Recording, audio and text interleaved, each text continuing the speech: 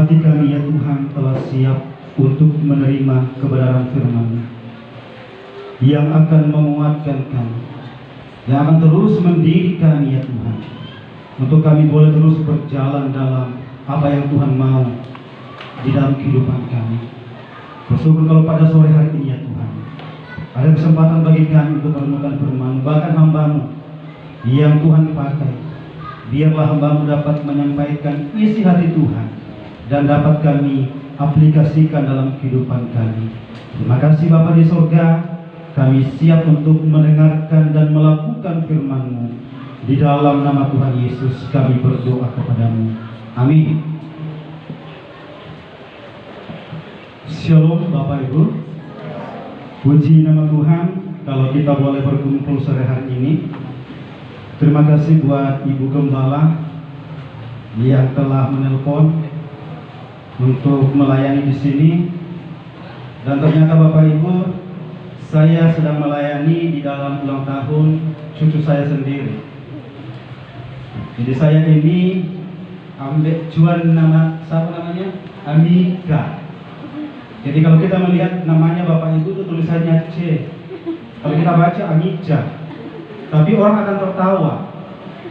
Karena memang betul tulisannya Amija, tapi bacanya Amika. Dari mana C bisa menjadi K? Itulah perkembangan dunia sekarang Bapak Ibu ya. Tulisan bisa berubah. Rupiah bisa menjadi K. 50.000 bisa menjadi 50K. Dan itu dipertanyakan sampai sekarang, kenapa bisa terjadi? Bapak Ibu Saudaraku, tentu Amika tidak tahu kalau hari ini dia ulang tahun. Kalau dia tahu, dia tidak akan tertidur hari ini ya. Mau kita ucapkan berapa kali pun Amika selamat ulang tahun, dia tidak akan tahu Bapak Ibu. Kenapa? Karena usianya masih 1 tahun, masih kecil. Tetapi meskipun usianya masih kecil, ada tanggung jawab yang akan saya sampaikan kepada kedua orang tuanya. Tanggung jawab apa itu? Tentang bagaimana mendidik Amika dengan benar. Mari sama-sama kita buka firman Tuhan di dalam Amsal 29 ayat 17.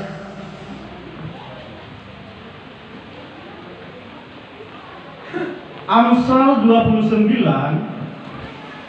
ayat 17 berkata begini, didiklah anakmu, maka ia akan memberikan ketentraman kepadamu dan mendatangkan sukacita kepadamu. Sekali lagi saya bacakan, didiklah anakmu, maka ia akan memberikan ketentraman kepadamu dan mendatangkan sukacita kepadamu. Nah Bapak Ibu Saudaraku yang terkasih dalam Tuhan, kita tahu bahwa proses pertumbuhan batang bambu atau pohon bambu itu sangatlah unik. Ketika sebuah tunas bambu ditanam, maka selama 4 tahun Bapak Ibu itu kelihatannya tidak menghasilkan apa-apa. Seolah-olah dia tidak mengalami pertumbuhan yang berarti. Dan kita melihat sepertinya hanya satu batang saja yang tumbuh. Tetapi Bapak Ibu, menariknya bahwa justru pertumbuhan dari batang bambu itu dimulai dari akar-akarnya. Jadi meskipun tidak kasat mata terlihat, tetapi akar-akar dari batang bambu itu Bapak Ibu, justru dia itu melebar di bawah tanah. Istilahnya dia membangun satu fondasi yang kuat. Sehingga di tahun yang kelima kita dapat melihat bahwa pohon bambu itu akan bertumbuh. Bahkan tingginya itu bisa mencapai 25 meter. Di Palu mungkin kita tidak bisa melihat pohon bambu, tapi kalau kita pulang di kampung, apalagi kampung saya di Bongko, kampungnya Limbong, kampungnya Ibu Hana juga di Sibanawa, dan kampung-kampung kita lah orang memasak, di sana banyak bambu. dan bambunya itu rata-rata tinggi. Nah, Bapak Ibu Saudaraku, proses pertumbuhan bambu ini sebenarnya mengingatkan kita betapa pentingnya kita sebagai orang tua di dalam mendidik anak-anak kita. Amin. Jangan sepelekan mereka, Bapak Ibu. Amika hari ini baru berusia 1 tahun. Papa dan mamanya jangan berpikir, Amika masih 1 tahun, jangan dulu dididik. Bukankah pendampingan orang tua itu juga adalah merupakan bagian di dalam mendidik anak? Sehingga Bapak Ibu, proses mendidik anak ini adalah merupakan proses yang terus menerus berlangsung dan bahkan dibutuhkan kesabaran. Bagaimana ibu-ibu? Karena ibu-ibu yang paling dekat dengan anak-anak. Karena bapak-bapak banyak waktu di luar untuk bekerja, betul ya? Nah, Bapak Ibu Saudaraku, ketika kita mendidik anak-anak kita, bagi yang belum berkeluarga ini akan menjadi pelajaran berarti. Dan terus ingat, karena nanti juga kalian akan menjadi orang tua. Nah, Bapak Ibu Saudaraku, ketika kita mendidik anak dengan benar, maka dampaknya apa yang terjadi? Saudara yang terkasih dalam Tuhan, mari kita kembali fokus kepada nats Alkitab yang telah kita baca hari ini. Dikatakan di sana bahwa didiklah anakmu. Jadi ini merupakan satu kata kerja yang menunjukkan adanya tindakan, Bapak Ibu, dan menunjukkan adanya peristiwa atau keadaan. Dan didiklah ini juga merupakan satu perintah yang sangat penting yang disampaikan oleh Tuhan khusus kepada orang tua, yaitu didiklah. Siapa yang harus dididik? Dikatakan didiklah anakmu, ya.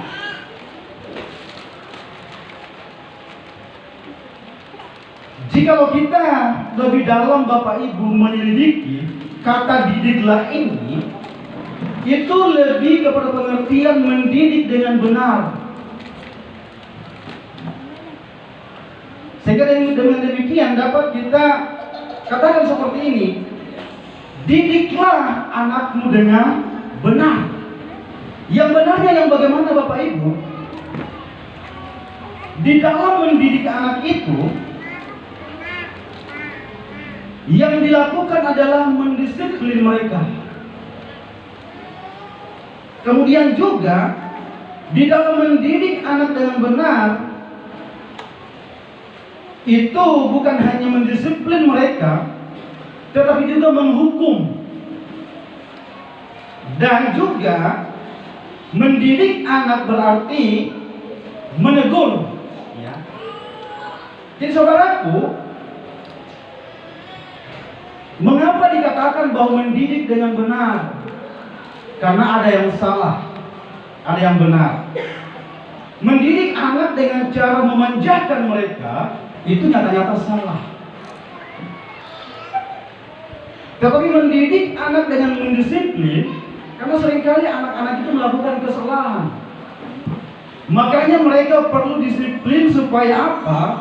Supaya mereka tahu bahwa apa yang mereka lakukan itu salah. Lalu kemudian mereka dapat memperbaiki apa yang dia lakukan yang salah tersebut. Jadi tidak membiarkan anak-anak kita ketika mereka melakukan kesalahan, jangan berkata mereka masih kecil, ya. Jangan berkata tidak apa-apa, mereka masih kecil. Bapak Ibu, pendidikan anak itu dimulai sedini mungkin di dalam keluarga. Makanya penting Alkitab mengatakan kepada kita pada malam hari ini bahwa didiklah anakmu dengan benar. Kemudian juga di dalam mendidik itu, Bapak Ibu, kita menuntun mereka. Jangan biarkan mereka berjalan sendiri. Tugas kita sebagai orang tua adalah menuntun mereka. Bahkan kalau mereka melakukan kesalahan, perlu adanya hukuman. Tetapi hukuman itu dikatakan dalam ayat yang ke-15, tongkat dan teguran mendatangkan hikmat. Tetapi anak yang dibiarkan saja, apa dikatakan di sana, mempermalukan ibunya. Artinya apa Bapak Ibu, bahwa di dalam mendidik anak itu perlu yang namanya hukuman. Tetapi hukuman di sana bukan untuk menyakiti dia, bukan untuk membinasakan dia, ya, bukan untuk menjauhkan dia dari kita, tetapi tujuannya apa? Untuk memperbaiki kesalahan yang telah dia lakukan. Sehingga Bapak Ibu yang dikasih dalam Tuhan, waduh angin kencang.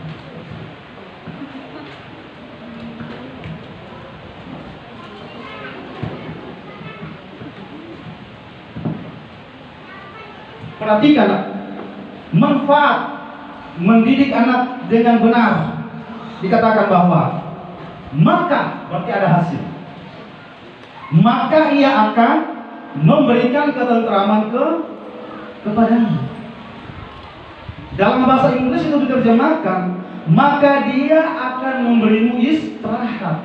Artinya apa? Bahwa kelak orang tua itu akan merasa tenang. Kenapa? Karena dikatakan bahwa anaknya itu memberikan ketentraman. Orang tua tidak perlu was-was lagi. Kenapa? Karena dasarnya sudah ada. Sehingga dikatakan bahwa mendidik anak dengan benar itu akan memberikan ketentraman, atau maka dia akan memberi istirahat. Orang kalau istirahat itu identik dengan tenang kan? Kalau kita tidur istirahat, kita menenangkan diri.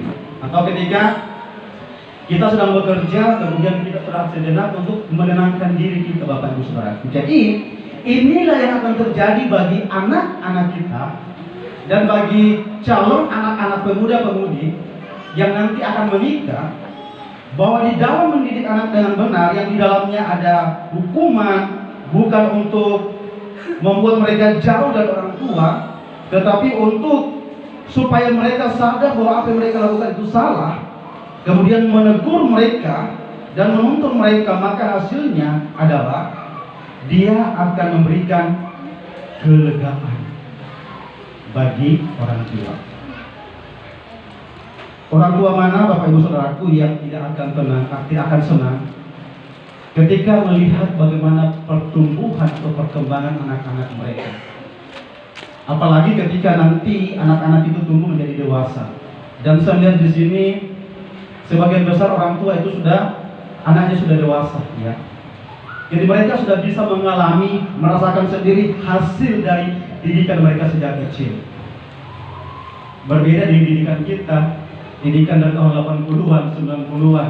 Ada yang masih ingat? Ketika Samuel melayang di betis dan lain sebagainya. Sama seperti ketika anak tahun 80-an, 90-an itu sekolah, mereka masih kenal yang namanya Mister Panjang. Dan saya itu saksi mata, Bapak Ibu. Karena saya masuk SD tahun 90-an, jadi saya menjadi saksi mata dari Mister yang panjang, Mister yang sangat-sangat menakutkan bagi murid-murid pada waktu itu, tetapi masih saja ada yang kena, ya. Jadi saudaraku yang terkasih dalam Tuhan, penting bagi kita sebagai orang tua bagaimana kita bisa mendidik anak-anak kita dengan benar. Hasilnya adalah mereka akan memberikan ketenangan, ketentraman bagi orang tua.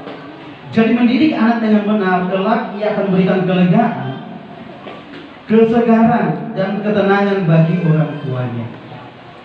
Nah, Bapak Ibu Saudaraku, mendidik anak di sini ketika kita memberikan penghukuman itu bukan berarti kita membangkitkan amarahnya. Seperti yang Efesus 6 ayat 4 berkatakan begini, hai bapak-bapak, janganlah bangkitkan kemarahan anak-anakmu, tetapi didiklah mereka dalam ajaran dan nasihatku. Jangan sampai anak-anak itu takut dengan kita. Baru mendengarkan saja suara jantung kita, anak-anak bisa takut, ya. Kenapa? Aduh, jangan-jangan rotan lagi dia akan melayang ini. apalagi kalau dia tahu bahwa dia melakukan kesalahan. Nah, saudaraku, jangan membangkitkan kemarahan anak-anakmu, tetapi dikatakan didiklah. Ini kembali kepada didiklah ya. Didiklah mereka di dalam ajaran dan nasihat Tuhan. Sangat jelas dikatakan di sana bahwa didiklah mereka di dalam ajaran dan nasihat Tuhan. Jadi kalau Bapak Ibu mengingat tentang bagaimana orang tua Yahudi, itu mereka sangat setia mengajarkan Taurat kepada anak-anaknya. Coba bantu saya buka dalam Ulangan 6 ayat 7. Apa yang dikatakan di sana? Siapa yang coba dia dapat. Nanti hadiah dari Ibu Gembala ya. Ulangan 6 ayat 7. Silakan. Haruslah engkau mengajarkannya berulang-ulang kepada anak-anakmu dan membicarakannya apabila engkau duduk di rumahmu, apabila engkau sedang dalam perjalanan, apabila engkau berbaring dan apabila engkau bangun. Haruslah engkau mengajarkannya berulang-ulang.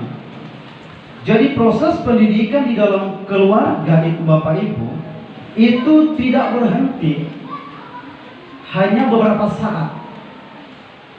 Tetapi ini adalah satu proses yang terus-menerus yang harus dilakukan oleh orang tua, orang-orang percaya. Makanya anak-anak Yahudi itu rata-rata mereka pandai Bapak Ibu ya. Kenapa? Karena mereka terus-menerus dan berulang-ulang diajarkan tentang Taurat. Bahkan coba buka lagi di dalam 2 Timotius 1 ayat 5. Satu orang 2 Timotius 1 ayat 5 dan yang orang kedua di 2 Timotius 3 ayat 14 sampai 15. 2 Timotius 1 ayat 5.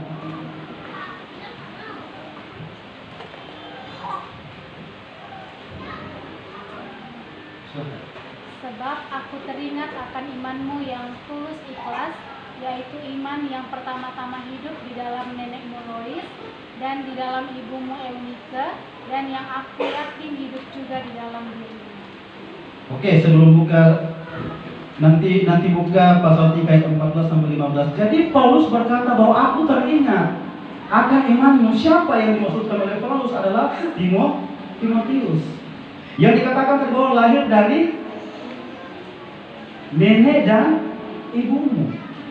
Artinya Bapak Ibu, di sana kita bisa melihat tentang peran orang tua di dalam keluarga untuk mendidik anak-anaknya.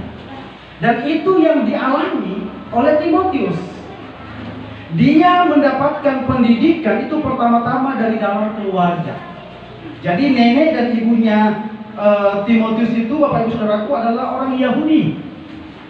Dan ayahnya adalah orang Yunani. Sebagai orang Yahudi yang taat, maka nenek dan ibu Timotius itu sadar betul akan peran mereka untuk mendidik Timotius. Coba buka di dalam pasal 3 ayat 14 sampai 15.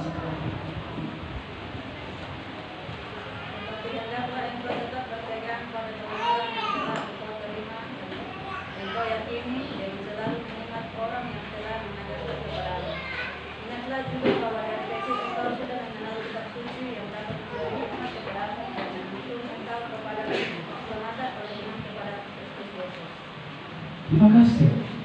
Paulus berkata kepada Timotius bahwa hendaklah engkau tetap berpegang pada kebenaran yang telah engkau terima dari sejak kapan?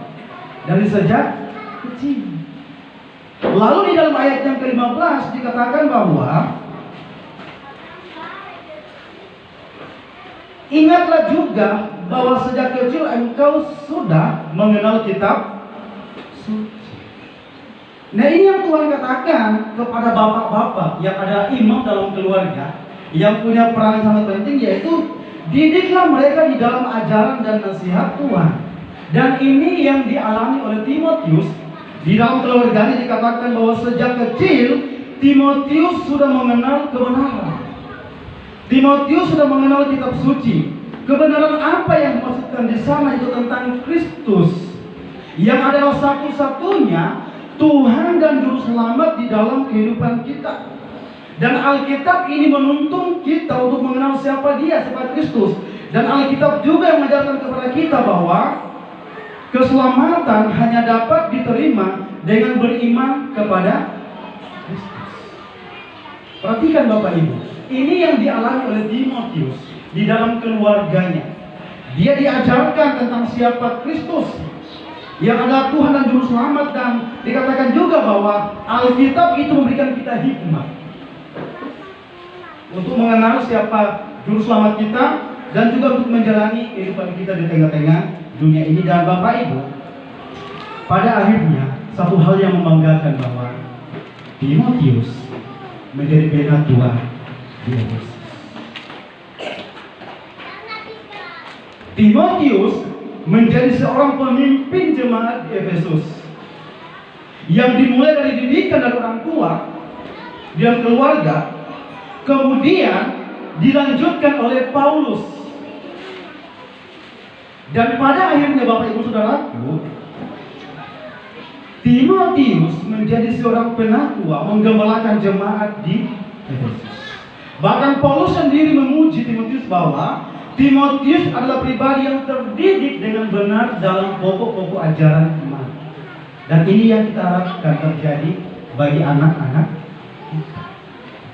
Nah, bagaimana mereka bisa bertumbuh seperti Timotius, Bapak Ibu Saudaraku? Tentu adalah didiklah mereka dengan benar.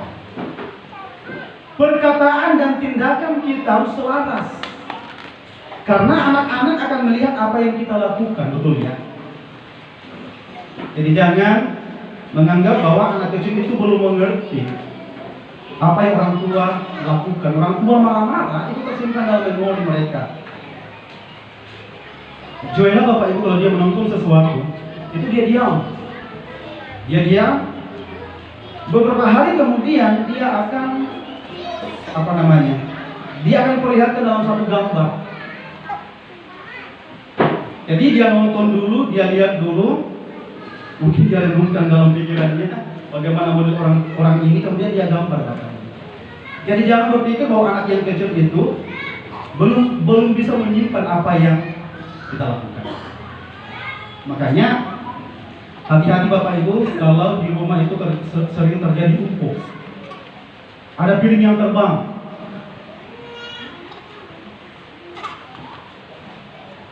Terjadi latihan karate di dalam. Belum lulus, naik kelas sudah tumbang. Nah, saudaraku, penting bagi kita sebagai orang tua dan calon orang tua ya, untuk mendidik anak dengan benar supaya apa? Supaya mereka itu memberikan ketentraman bagi orang tua, dan bukan hanya memberikan ketentraman bagi kita Bapak Ibu. Dikatakan juga dalam pembacaan kita bahwa dan mendatangkan sukacita kepadamu.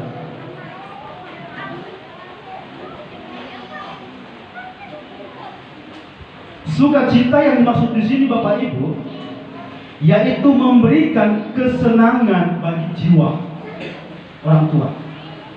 Ya, jadi bukan hanya memberikan ketentraman, orang tua merasa tenang nantinya, tetapi dikatakan juga bahwa mendatangkan sukacita bagi orang tua. Dan di dalam terjemahan Inggris, sekali lagi saya sampaikan di terjemahan bahasa Inggris dikatakan bahwa dan ya, dia akan memberikan kesenangan pada jiwamu. Bapak Ibu, kita tahu bahwa jiwa itu terdiri dari pikiran, perasaan, dan kehendak. Jadi Bapak Ibu, didikan kita yang benar terhadap anak-anak kita, kelak anak-anak itu tidak akan membuat kita stres. Karena tadi berbicara jiwa. Orang tua tidak akan stres menghadapi anaknya. Kenapa? Karena dia sudah menanam benih yang baik. Sekarang kan banyak orang tua yang stres melihat bagaimana anak-anak mereka, bagaimana pergaulan mereka, dan lain sebagainya. Tetapi Bapak Ibu Saudara yang terkasih dalam Tuhan, Hal ini perlu kita perhatikan dengan baik-baik, bahwa di dalam kita memberikan pendidikan yang benar bagi anak kita, menuntun mereka untuk bagaimana bisa mengenal Tuhan mereka. Itu yang pertama. Bagaimana mereka bisa mengenal Tuhan mereka Tuhan mereka yaitu Yesus Kristus, yang adalah satu-satunya Tuhan dan Juru Selamat dalam hidup kita. Buat iman mereka kuat, Bapak Ibu, maka pasti dia akan berdampak baik bagi hubungan mereka, dan juga akan mendatangkan sukacita bagi orang tua. Jadi kesenangan di sini, Bapak Ibu, adalah pengalaman yang sangat terasa menyenangkan bagi kita. Oleh karena itu, Bapak Fian dan Ibu Limbo dan kita semua perhatikan dengan sungguh-sungguh akan peranan kita sebagai orang tua di dalam keluarga. Didiklah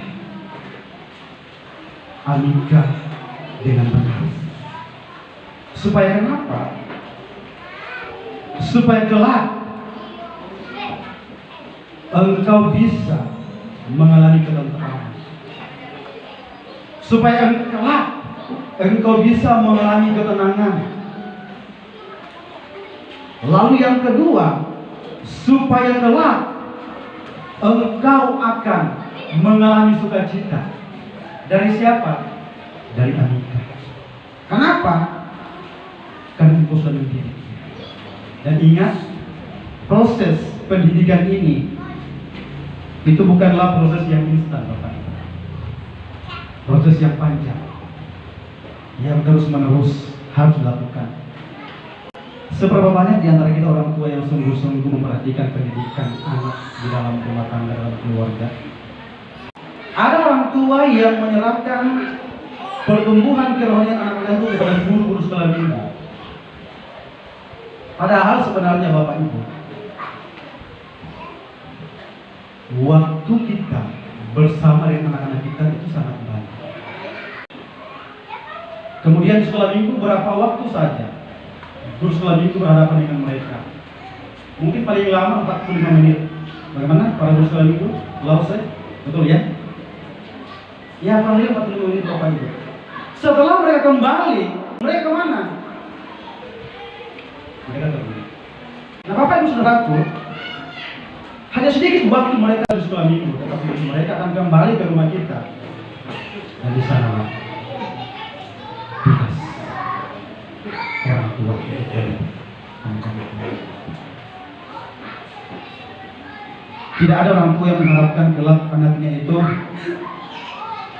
hancur. Tidak ada. Tidak ada kelak orang tua yang mengharapkan nanti anaknya itu besar jadi preman atau apalah, pokoknya tidak ada yang bercita-cita anaknya itu pelaku kejahatan. Saya pun tidak punya cita-cita seperti itu. Semua bercita-cita bagaimana kelak anaknya itu sukses. Pertama di dalam iman, kemudian yang kedua adalah mungkin di dalam syariat mereka. Tetapi Bapak Ibu, hal itu hanya bisa kita lihat, kita terima, kita rasakan manakala kita peduli dengan mereka. Sekarang biarlah firman Tuhan malam hari ini menguatkan kepada kita semua yang sudah orang tua dan yang calon orang tua untuk benar-benar memperhatikan pendidikan anak-anak kita di dalam keluarga. Roh Kudus menolong kita. Kita tundukkan kepala, kita berdoa. Terima kasih ya Tuhan untuk kesempatan yang Engkau berikan bagi kami malam hari ini. Kami boleh belajar firman-Mu. Biarlah firman Tuhan terus menuntun kami ya Tuhan, dan kami terus melakukannya di dalam kehidupan kami.